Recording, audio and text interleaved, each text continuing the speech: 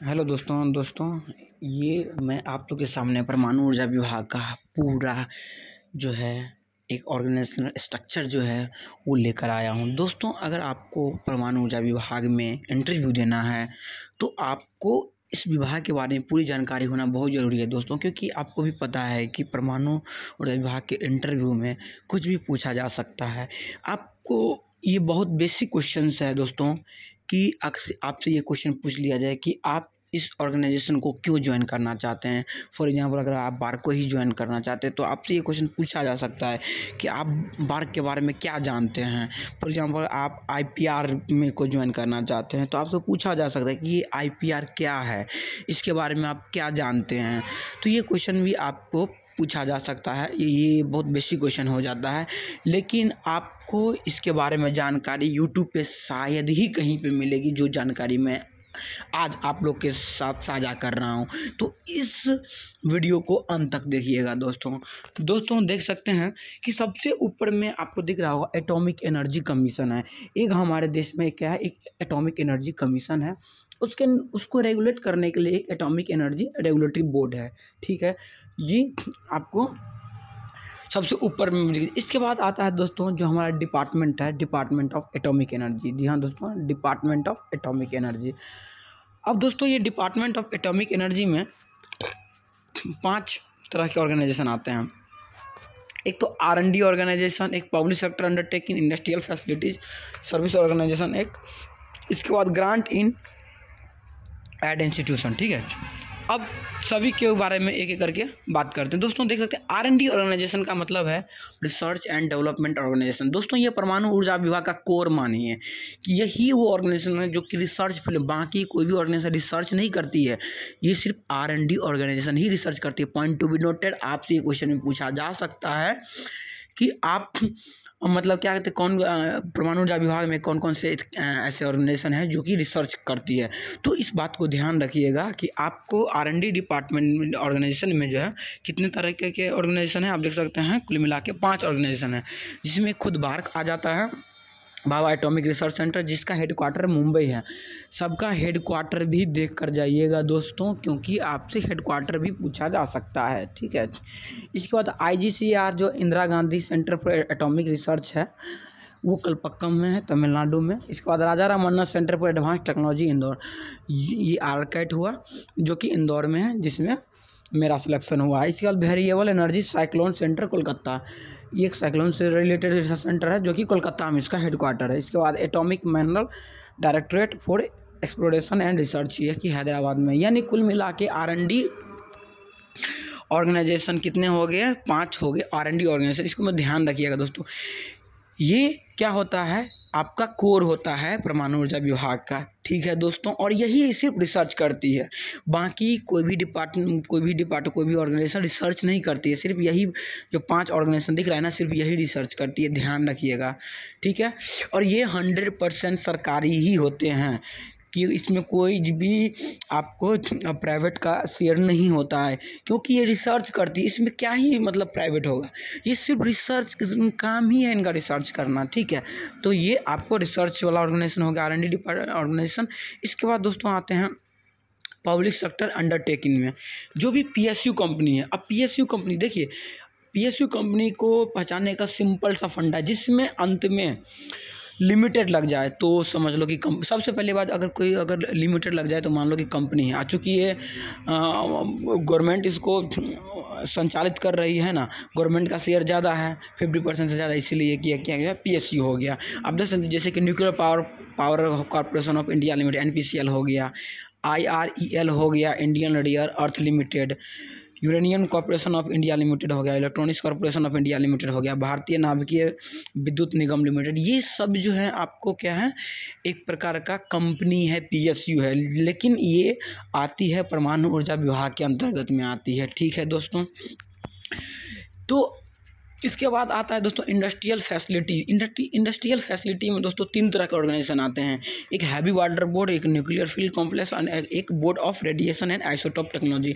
ध्यान दीजिएगा दोस्तों कि इंडस्ट्रियल फैसिलिटी में 3 तरह के ऑर्गेनाइजेशन आते हैं, एक heavy water board, nuclear field complex और BRIT। तो आपको इस चीज़ को ध्यान रखना है दोस्तों कि क्वेश्चन आपको पूछा जा सकता है। ठीक है। सर्विस ऑर्गेनाइजेशन 3 तरह के होते हैं।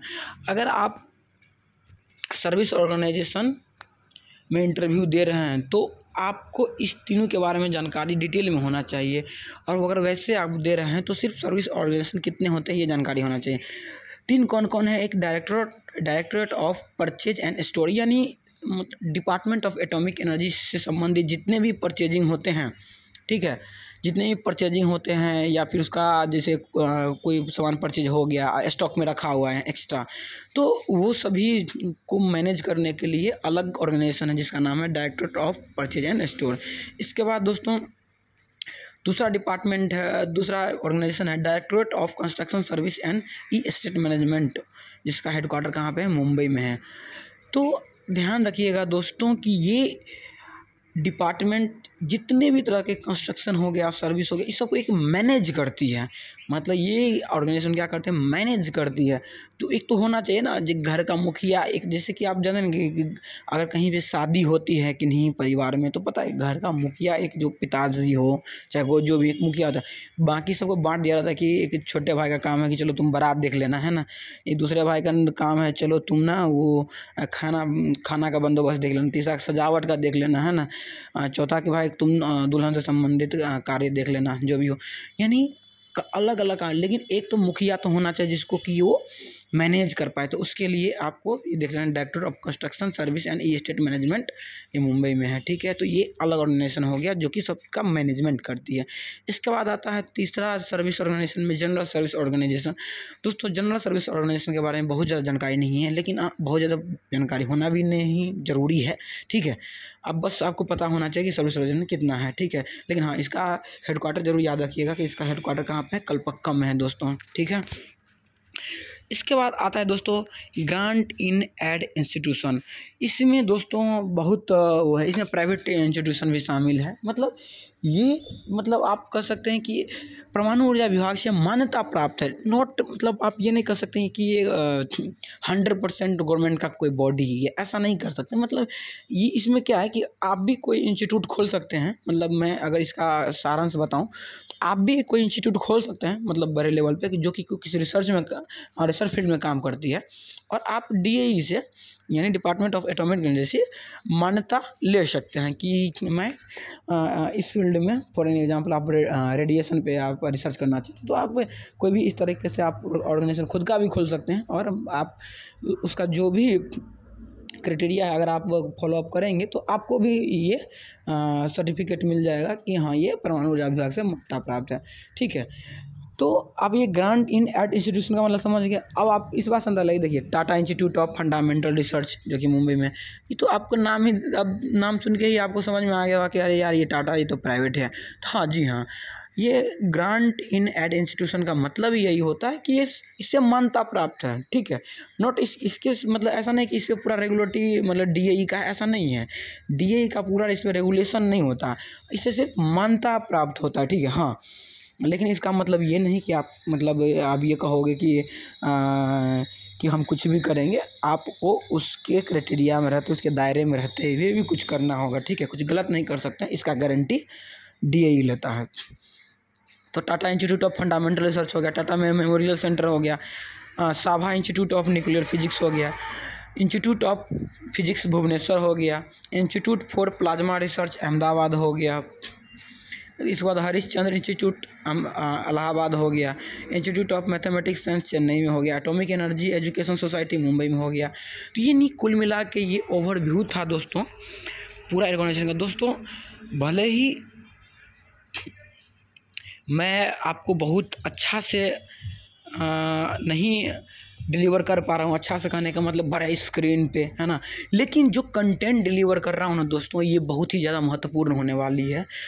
दोस्तों आपको जो मिल रहा है ना हमारे इस चैनल पे, इस सीरीज़ में, वो आप मान के चलिए कि किसी भी और अदर जगह पे नहीं मिल रहा होगा दोस्तों, ठीक है, किसी भी अलग जगह पे नहीं मिल रहा होगा दोस्तों। तो आज का जो यह वीडियो था, जो ये ऑर्गेनाइजेशन स्ट्रक्चर से रिलेटेड था। कल के वीडियो में हम लोग जो है बार्क या NPCL या आर्कैट, कल कुल मिला के जो परमाणु ऊर्जा विभाग का जॉब्स वर्सेस अदर जॉब्स को कंपेयर करने वाला दोस्तों कल का जो वीडियो है ना खून में आग लगा देगा, खून खौला देगा। देख लेना, कल का वीडियो देखना, मत बोलना, ठीक है दोस्तों। अगला पार्ट उसी पे होने वाला है। तो दोस्तों मैं आपसे गुजारिश करना चाहूँगा कि अगर आप चैनल पर नए हैं तो प्लीज़ चैनल को सब्सक्राइब कर देना। मेरी मेहनत अगर आपको अच्छी लग रही है तो